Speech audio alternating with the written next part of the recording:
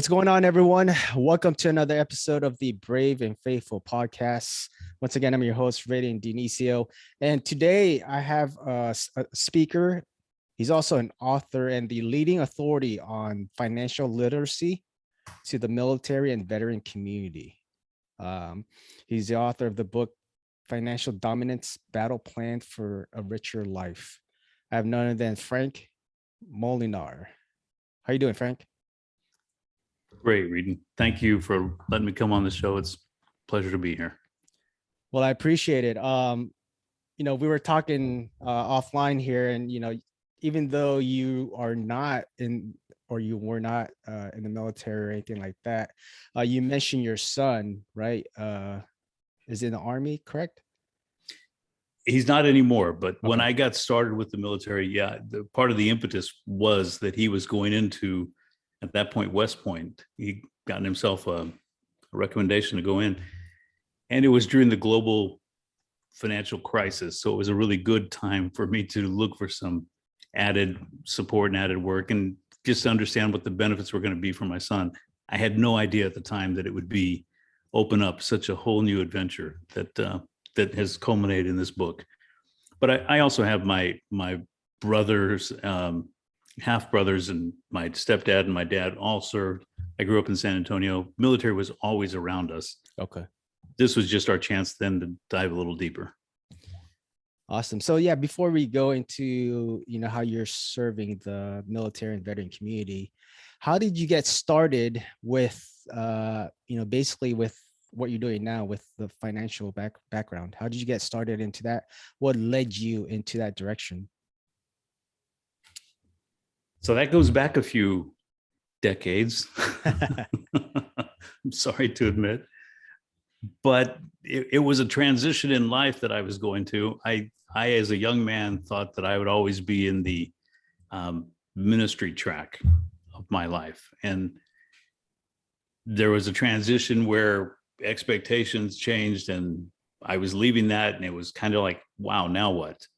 I was looking for a way to serve and looking for a way to also generate enough to provide for the family. After several interviews with 3 or 4 different people, this just seemed to have a natural fit. In the early days, it was a different game then. It was a different business then, but it's evolved quite a bit, and it's been a fun journey. Now, has your family always been kind of like financially, I guess, savvy or whatnot? Were you guys always good with money, or how did that whole? I am so glad you asked that question. Boy, how insightful for you to pick up on that right away. Just the opposite. Just Okay. the opposite. A few people in my family's history, you might say, were pretty good with money, but most of them weren't. I come from a family of alcoholics, attorneys, and aristocrats, and they're all kind of redundant. They're all the same. But no, financial savvy wasn't there. Most of the lessons I've learned, I've had to learn professionally, through training, coursework, schoolwork, but I've had to learn them the hard way myself. And then diving into this military work, I've logged to date now over 4,000 hours of one-on-one consulting, counseling, coaching, whatever you want to call it. And I've learned things there too. They say when you teach, 2 people learn, the student and the teacher. I think I've learned as much or more than anyone else has. So is that what ultimately led you down this career path? Being with how your family was with money and how they handled money. Is that what kind of led you to becoming a financial advisor or whatnot?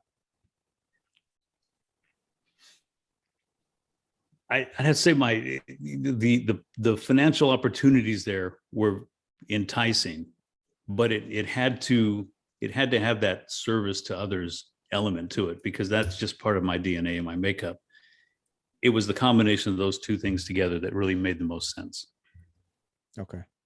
And then we mentioned earlier about getting into serving the military and veteran community. How long have you been basically doing this, as far as like offering your service with the financial, as a financial advisor? It got started in early or summer of 2009. Okay. and it's gone on this whole time. The contract that I served under the Department of Defense, that only lasted just on to 3 years. But since that time, I've continued to do the work. The mission hasn't ended. There's just a lot of need. So I've spent a lot of time just continuing to do the work. And I also have branched out to working with several veteran service organizations, the Arizona Department of Veteran Services. Basically, anywhere I find somebody that's interested, willing to listen, hungry for knowledge, going through a financial struggle with the Veteran Services Organization, that they're getting these guys and gals are getting support because they've been in danger of homelessness, or several of them have been homeless. And I love the opportunity of catching them at that time, because they're about to get 6 months of staggered out support. And you want to help them make the most out of it so that they never get back to that place again. That's been a lot of fun for the last several years. So you've been serving the military and veteran communities, you said, since 09. So that's, I mean, what is that, about 12, 13 years almost? That's right. What have you found within our community? Like, what are some of our biggest obstacles? What are some of our biggest problems when it comes to finance? Unique to the military? Yeah. I had the opportunity last week to go on an interview with a podcast from the Wall Street Journal, your morning brief, I think is what it was called. And he posed the exact same question to me. It's an interesting question. And before I answer it, let me tell you what happened. 2 days later, I was briefing a unit over here at the Papago Park Military Reservation in Phoenix, the CST unit. And I started out by asking them the same question, because I have my feelings, or I had my initial reaction, but I was curious to see what they were thinking also. Yeah. My initial thought is, the demographic of the military tends to be a little bit younger, and there's a wide variety of education. But one of the things that's common across the Corps is that you go in and you have a place to stay, you have food you can have taken care of, you even know what you're going to wear. So you don't have a lot of immediate obligations calling on you, which I think leads a lot of young men and women to feel like they have more money than they really do, or they can just start spending it a little bit more freely, a little bit more irresponsibly. So that was a big thing. And I think that creates a lot of challenges, because when you start off on the wrong foot, you're going to end up reaping a lot of harvest from those bad decisions, and we have to try and arrest them down the road. Yeah, I'm glad you brought that up, Frank, because basically what you just said is, our community they try to live paycheck to paycheck, right? Because like you said, we already know what we kind of have a kind of like a routine in the military. You know what your job is, what you're gonna, like you said, what we're gonna wear, what where we're gonna eat and things like that. And I don't think people realize how, I mean, yeah, there's risks and things that come with it, but every 2 weeks, no matter what, no matter how well or how bad you perform, unless you don't do anything too crazy, right? Like, you're still gonna get paid by the military every 2 weeks. Yeah. And I don't think people, our service members, take it too seriously until it's too late, until it's time for them to separate, or it's time for them to retire out of the military. Yeah, for sure. That's a big part of it. Something else that one of the guys in that CST unit threw out, though, I'll just offer this for whatever insight you might have on it too, is they said, it's just not often pushed, the need for financial understanding. Like, you need to have a TSP presentation. So the guys who come in and they give you the TSP presentation, but it's really just facts and what to do. It's not why this matters. It's not how to engage it. It's not how to turn this into something that will be serving you for the rest of your life. So when it's not pushed, when it's, and that's unfortunately a thing at command level. I I have to say that the command was really insightful to initiate this whole thing about bringing personal financial consultants onto bases. But that's the top command. Every other tier needs to be supporting of it, pushing it, encouraging their people to go to it. And then hopefully the PFCs that are out there are engaging and exciting enough and not just reading PowerPoint to the folks and, letting them die by death of PowerPoint, whatever the phrase is. Yeah, death by PowerPoint. Yeah, Yeah. I mean, it's not, I don't think it's to a fault to the service members. It's like what you said, right? Like pushing how much of an importance it is, right? Financial literacy is not just in the military, but just like in people in general is lacking.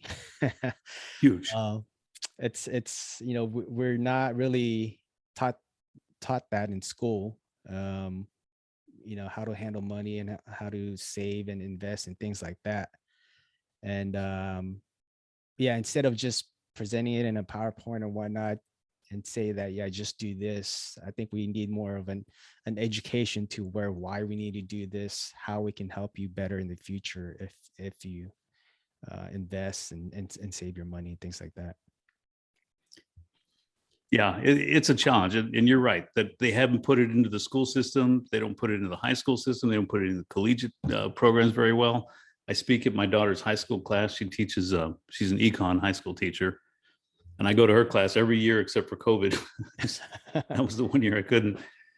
But they're hungry for the information. And I found everywhere I go, if you speak it in their language, if you're communicating to them at their level, not trying to pontificate, not trying to impress people, but just trying to impress on them the things that really matter with their finances, I think people are generally hungry for that.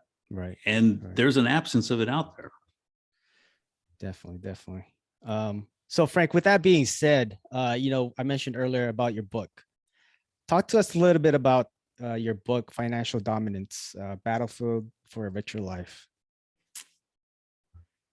Can I tell you a story? Sure. Yeah. Okay. So I'm the first period of service that I was under this contract, I was out traveling North Carolina and covering the whole state with another PFC out there. Had just the time of my life. It was really fun. Hadn't seen this state before. It's so green, so beautiful. But after several months, it was time to come back to my home state of Arizona.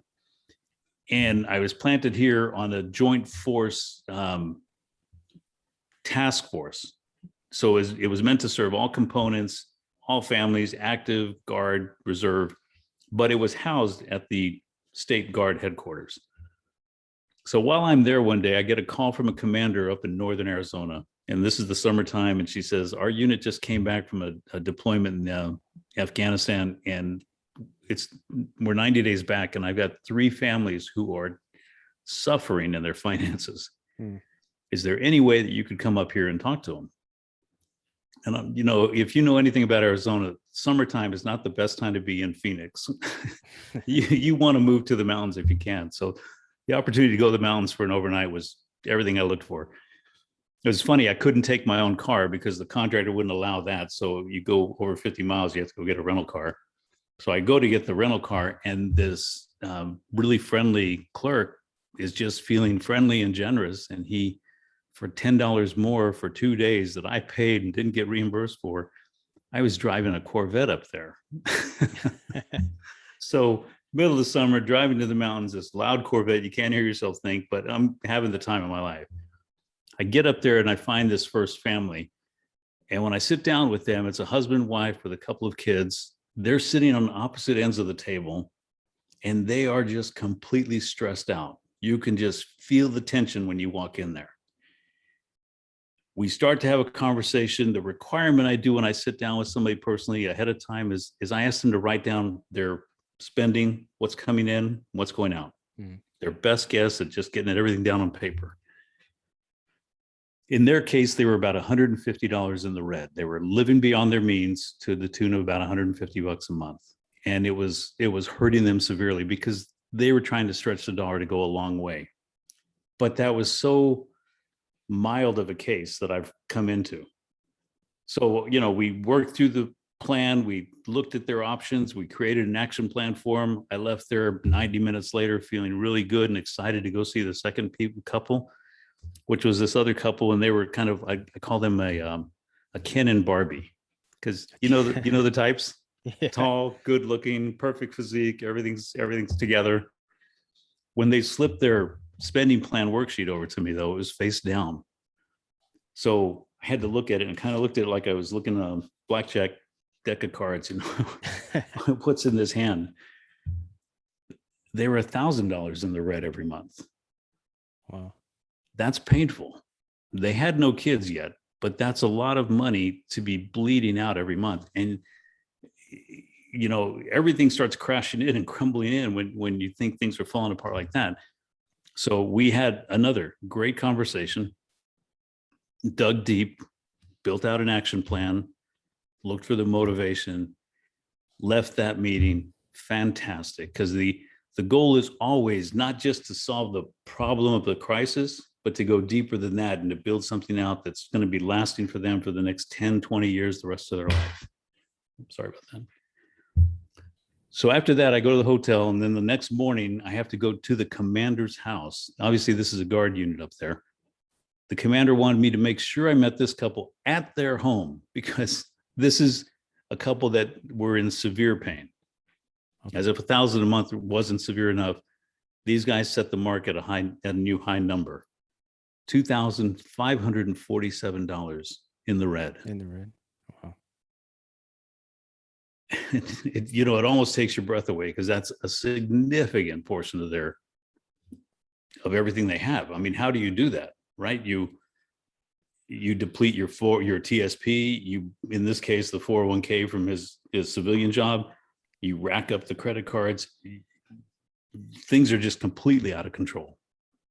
And I said, same thing I said to the other two, we have to stop and we have to take a look at things, and we have to just drill down. I hadn't put the idea of this book together yet, but the work we did there, that was maybe 2.5 hours, was phenomenal. I came out of there floating. I get into the car and I'm flying down the road, the top's down. I can't hear myself think. I can't hear anything because the engine's so loud. But all of a sudden, I'm trying to have this conversation with myself. How did we do that? How did we get these things done? And it just strikes me. Well, the first thing we had to do is we had to stop the bleeding. Yeah. And as soon as I said those words, I had to pull over on the side of the highway, get out a legal pad. I thought something's coming. Yeah, we had to stop the bleeding. But then everybody panics and worries about their debt, and they think the debt's killing them. They think the interest they pay is the real problem in their lives. And I have to communicate to them that it's not. If they're bleeding, we got to stop that. And then we got to get them to a position of strength. We got to secure the perimeter. And then it just started to come to me. Yeah. And after that, then we engage the enemy. We build future ops.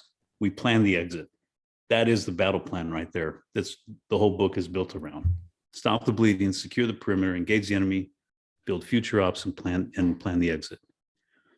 And that moment was when the idea came to me on the Highway 87, just outside of Payson, Arizona, on the way back from Sholo.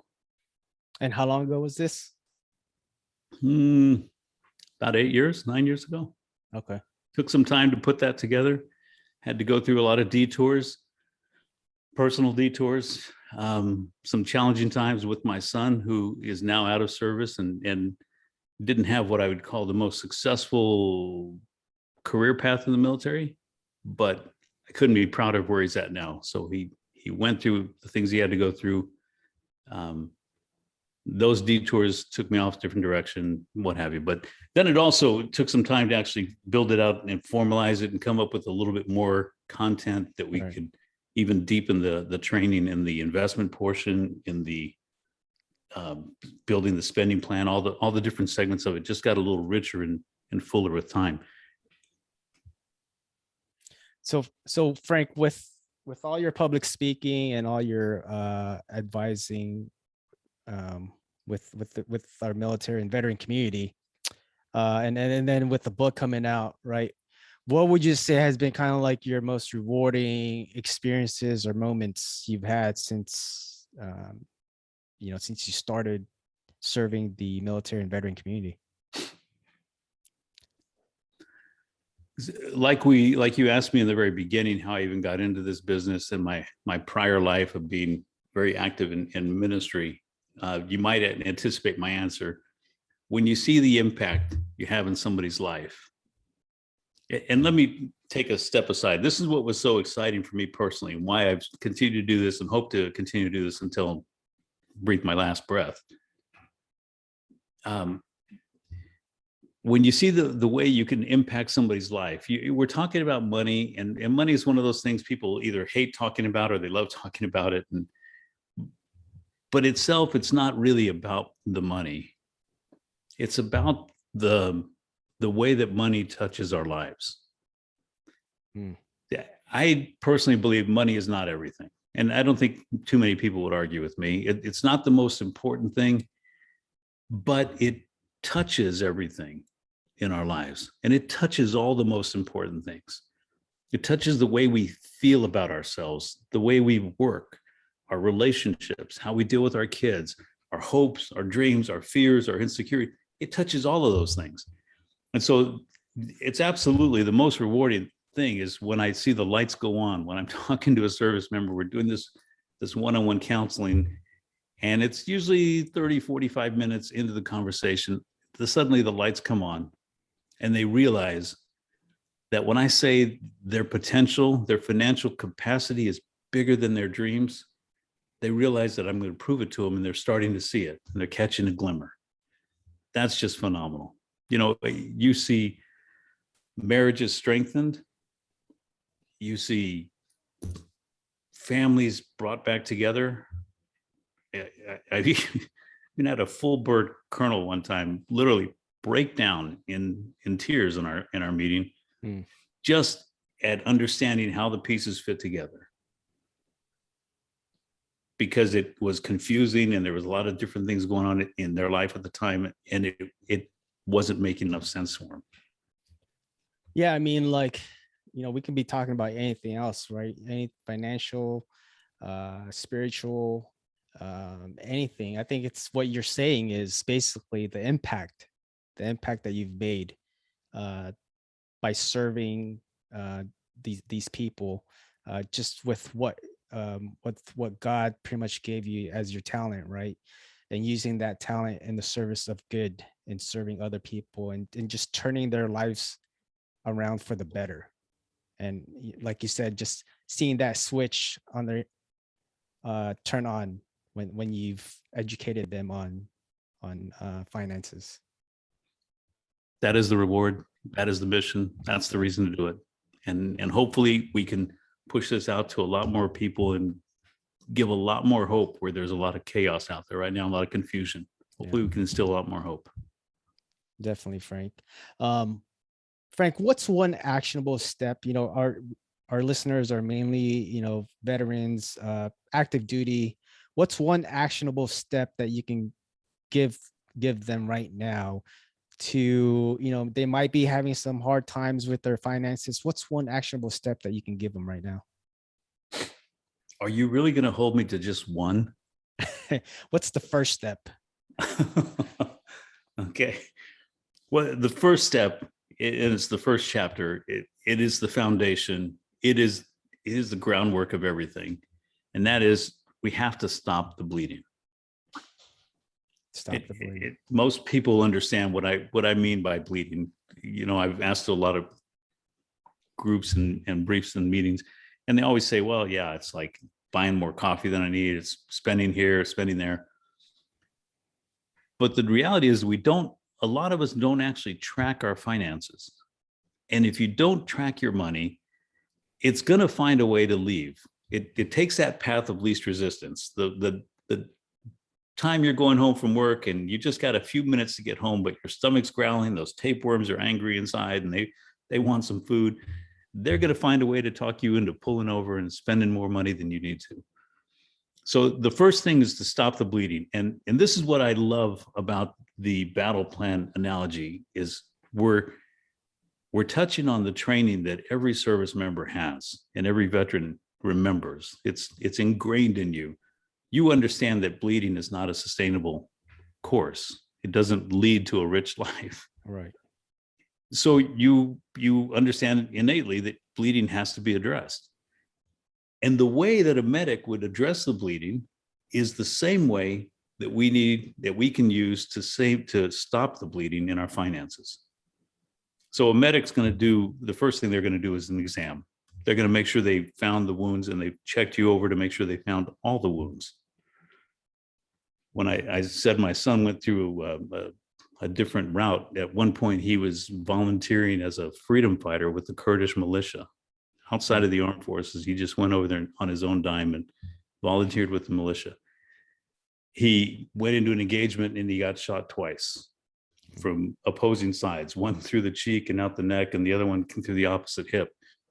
It was 4 hours before they got him to the hospital. And all they were concerned about is the wound that went through his face, because that's where all the bleeding was taken out. Right. They didn't even notice the one in the leg until 4 hours later. And that was okay in that situation, but it's not a good idea. So you have to do a thorough exam. And that's what, when a medic does the exam, we get to do the same exam with our finances. We just have to be thorough about what's actually happening. Try and set the emotions aside, try and set the frustration and all the tension aside, and just get a glimpse, like a clinical exam, of what's coming in and what's going out. It's a really good exercise to do. Half the questions that people have about their money, they tend to get answered in that exercise. But more importantly, it highlights where the bleeding is taking place. Right. So then, just like the medic, how do you treat bleeding? You apply pressure, and if necessary, you bring in more blood.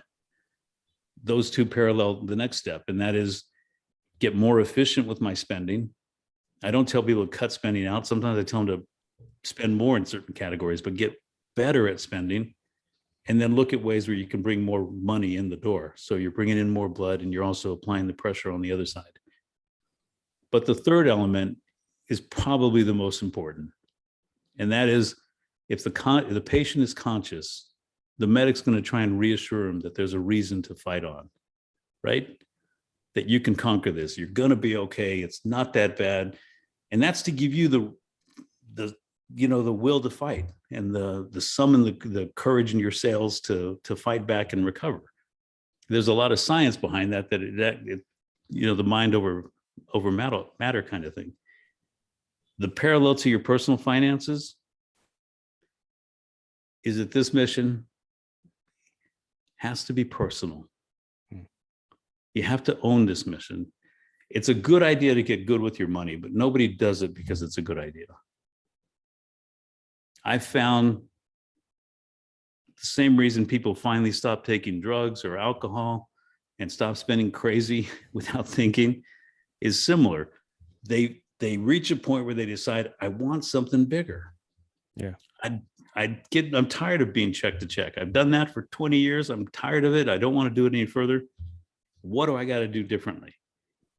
And that is essentially, you got to determine what rich means to you and where you want to go in life, because that's the motivator that we're looking for. That's the reason that'll give you the willingness to make the sacrifices. That'll get you through the ruck march. That'll get you through the times where you just have to push through, because you're doing those things not because you have to or because you're poor, but because you're engaged in a plan, in a mission for something bigger. So define the mission for the life that's worth fighting for, get accountable with what's spending, and then look to enhance that by getting more efficient with your spending and looking for ways to bring in more income. But by all means, you cannot afford to live beyond your means. And if I can say this too, you cannot afford to live within your means. The bleeding does not stop until we're living below our means. Below the means. Frank, I know you mentioned the first step, but can you quickly go over the steps that you mentioned earlier, just so our audience, it's they can get it, and then we can move on to the second segment of the podcast here. Yeah, absolutely. I'd love to. So we just talked about the first chapter, the first step, and that is stop the bleeding. Right. Once you stop the bleeding, and by the way, let me throw this aside, because I noticed on your website, A lot of times you're talking to veterans and service members, giving them ideas to launch businesses. I had this really funny Q&A one time going on with a unit. And I asked them, so how many of you get excited about the idea of living below your means? Nobody was excited by the idea. They said, no, that's not fun at all.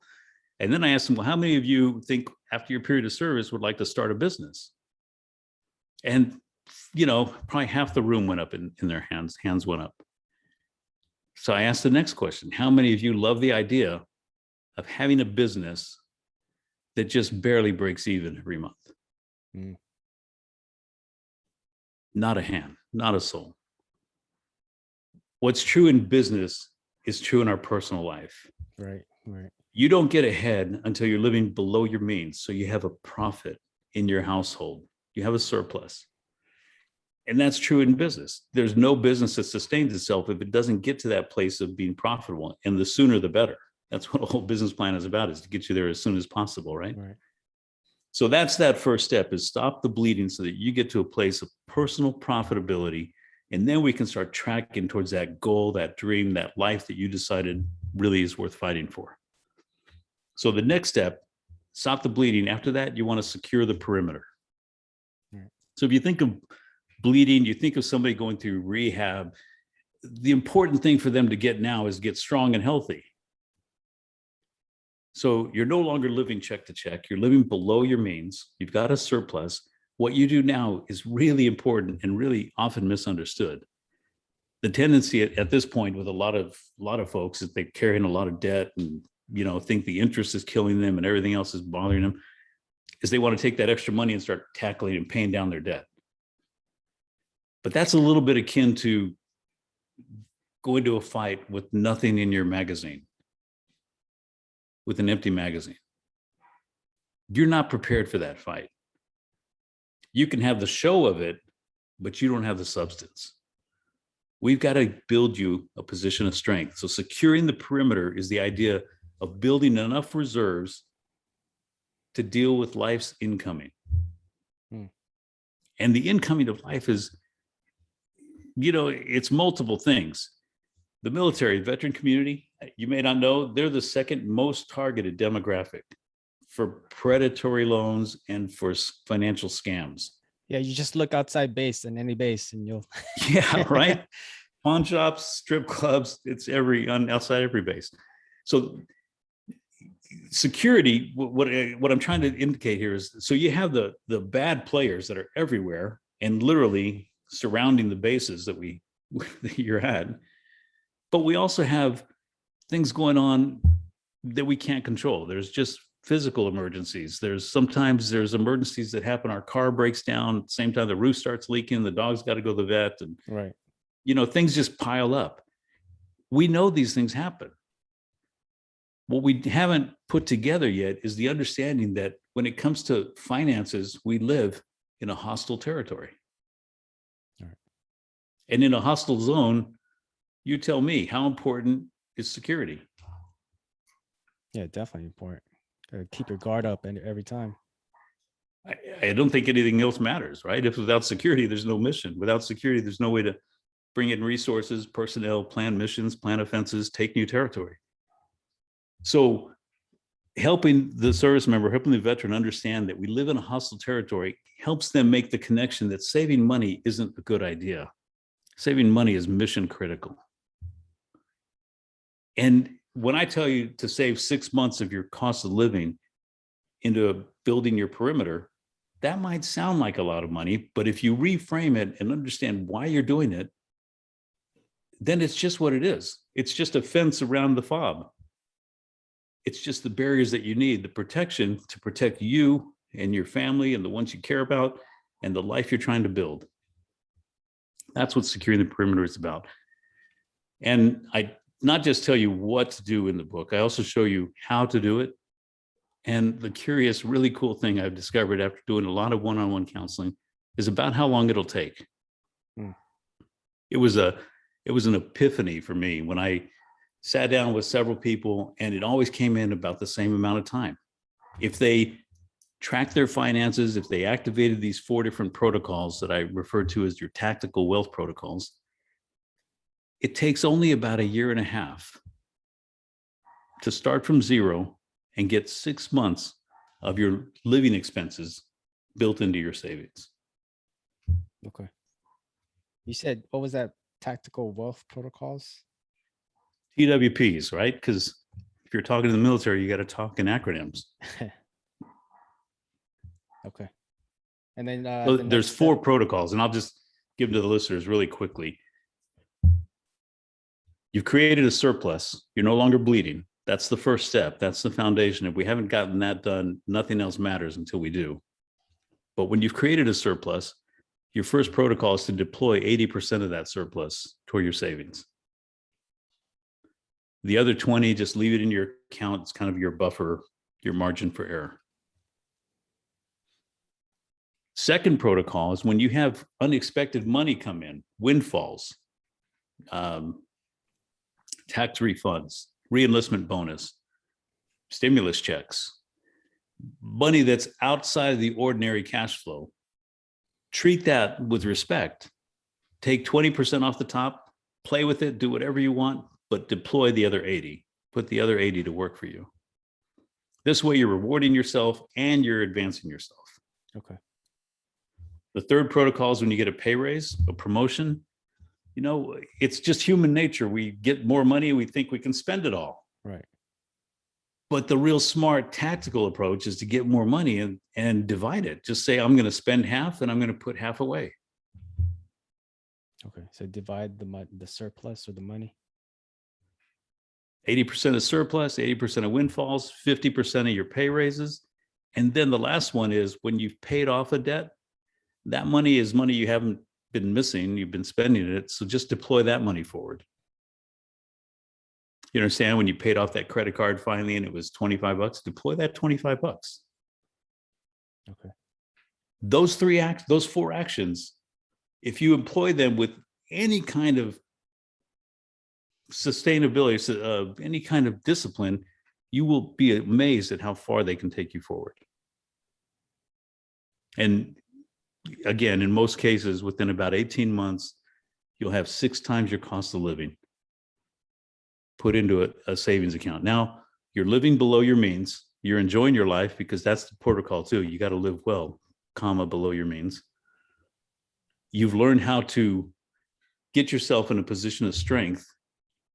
You've never been better prepared to engage the enemy, to tackle your toxic debt and the things that are dragging you down. So those same protocols, you just line up a list of battlefields, I call them, the list of your debts. You do your recon and stack them from the smallest to the largest. Put the mortgage off the list, put student loans in last position, and then just redirect those tactical wealth protocols to one debt at a time. Okay. You'll see yourself running through that battlefield and knocking one down, and then you take that payment that you were putting on that last card and you move it to the next debt, and you've got this force multiplying effect that takes place. If it took you 18 months to build the perimeter, it typically might take, depending on how many debts you have, it could take anywhere from 15 to 24, 30 months to eliminate all these debts. But then you're in a credible place. You're strong, you're healthy, you're living below your means, you're living well, you've erased the past, you've stabilized the present. It's time to build the future. And you're no better prepared to be a great investor than anybody. You can't be any better prepared than you are now because of those things that you've been doing. Most of us don't understand the real problem with our finances isn't that we don't have enough most of the time, especially in the military, because there's lots of money there and there's lots of resources and opportunities. It's the problem is ourselves. And so these first 3 steps not only deal with all the financial things, but there's a lot of internal behavioral finance that's taking place to help the person engaging in this plan adapt and change their own behavior around money.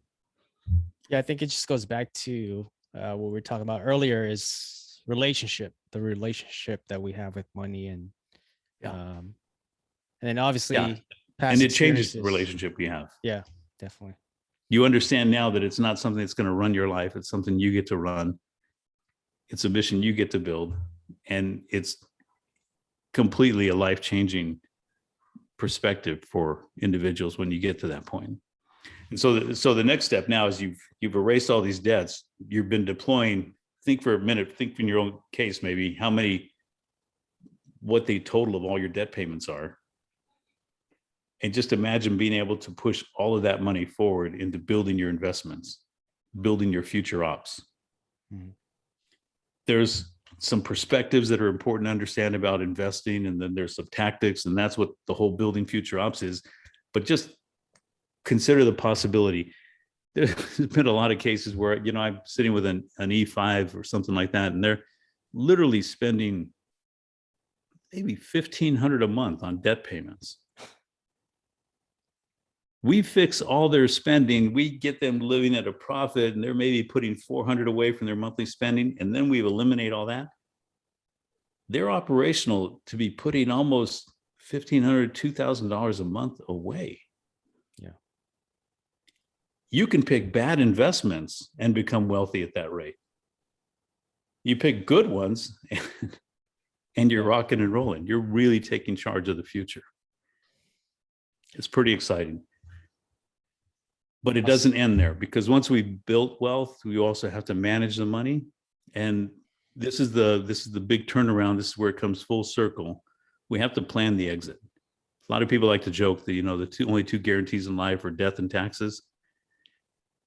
I don't actually think taxes is guaranteed, but the first one is. And so planning the exit is being thoughtful about what happens after you're gone. If you've got loved ones in your life and they're children or they're younger ones, I can promise you they are going to have battles of their own to fight. Right. And if you know that and you can't be there with them, don't you want to impart to them your training, your understanding, your wisdom? That's what planning the exit is. It isn't just figuring out how to make the right beneficiary designations, use a trust if you need one. It's training the next generation to be ready to take the baton, because the mission doesn't end for you until you pass the baton, until there's a passing of authority and capacity and wealth. Yeah, and then planning also, the exit is that idea. It gets also, into the technical legal stuff, but it also talks about, you train your kids, you teach your kids, and implement some tools there to help them get prepared, because nobody else is going to do it for you. The schools aren't doing it. We said that already. right.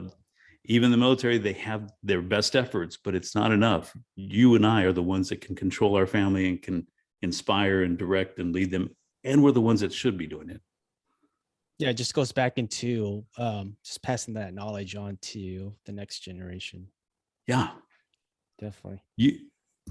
I have some really, really sad stories about service members who either died in action or a few who killed themselves, who gave no thought of how the money would play out with their families. Yeah. And if you give no thought, it's very likely it could play out in a big disaster.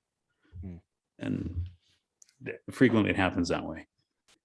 It's a once in a lifetime opportunity to get it right. We should get it right. Definitely. So Frank, going into the second segment of the podcast here. So this is what I call the Fast Five. These are the same 5 questions I ask all my guests. Are you ready? All right. So first question, what's one hobby you enjoy? Cooking. Okay.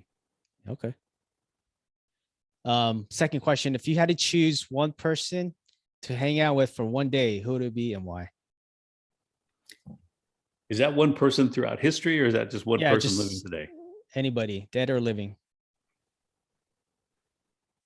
Boy, there's a gentleman I consider kind of a mentor to me in this business. I have a great deal of affection, respect, and admiration for this gentleman. I give his books to my clients. I have my own financial planning practice where that's how I pay my bills. And I give his book out to all my clients. I think I'd love to spend a day with him. His name's Nick Murray. He lives up in the Northeast. And I've never done that. I've only seen him at different forums, but I'd love to spend a day with him. Nick A Murray. mentor. Okay. And then next question, recommend a book for our audience to read. Other than your book, what's another book we can recommend? Well, I think I just gave it to you. The one from Nick Murray. It's Simple Wealth, Inevitable Wealth. Simple Wealth. Inevitable Wealth. Okay. By Nick Murray, right? And then there's also this Financial Dominance. It's supposed to be a pretty good book. So Frank, next question. What's your favorite quote and why? In life? Yeah, just in general in life, whatever.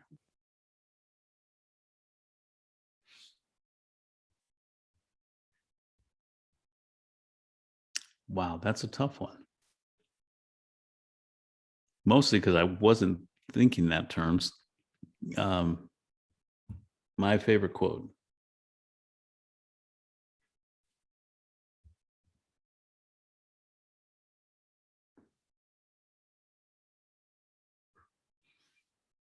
Love conquers all. That's a good one. Frank, so last question here. Where do you see yourself in a year, 5 years, or even 10 years from now?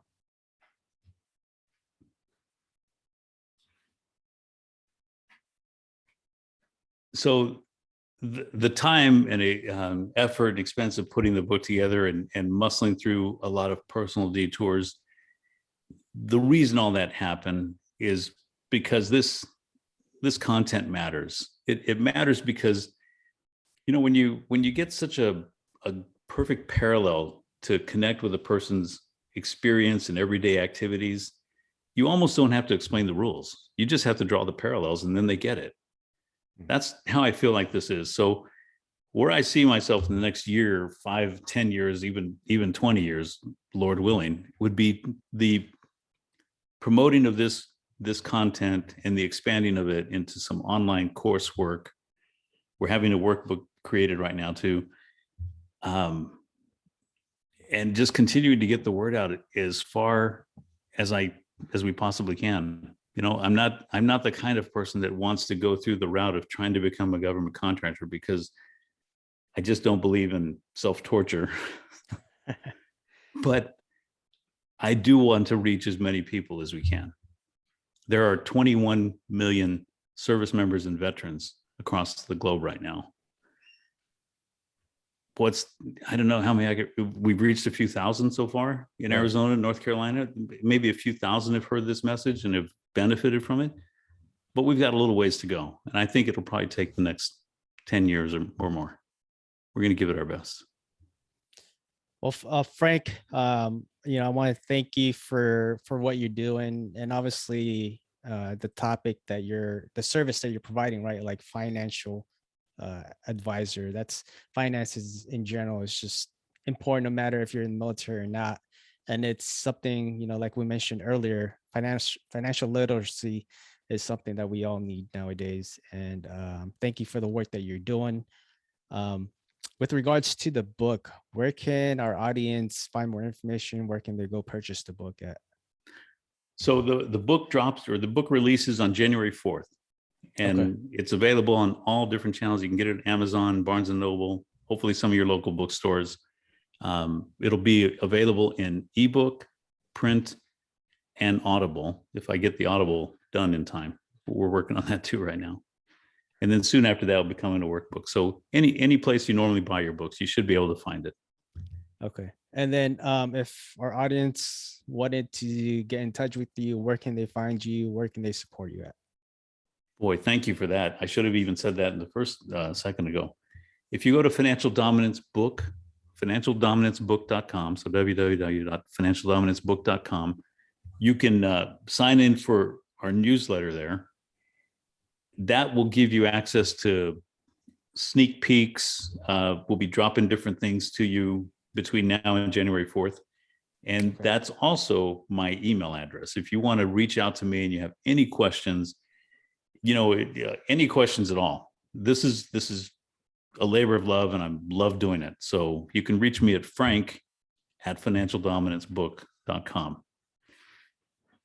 Okay, it's Frank at Financial One more Dominance. thing I should point out that I don't want people to miss out on. Okay. There's a gal in Flagstaff, Arizona, who is just the coolest person. You can sit and talk to her. You can sit and watch her sit in a meeting, and she takes notes, but she takes visual notes.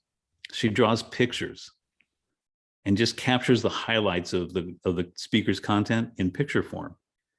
When I saw her doing that, I thought, man, I love that. So I collaborated with her. In the book, every chapter has a summary, like a poster. It's a mini poster in the back of each chapter. It's this visual art summary. So if you like pictures, there's pictures in this book. If you like color, there's full color. And if you like reading, there's reading. And if you like stories, there's a lot of stories of communications with your peers and battle buddies that might help bring all those lessons home to you.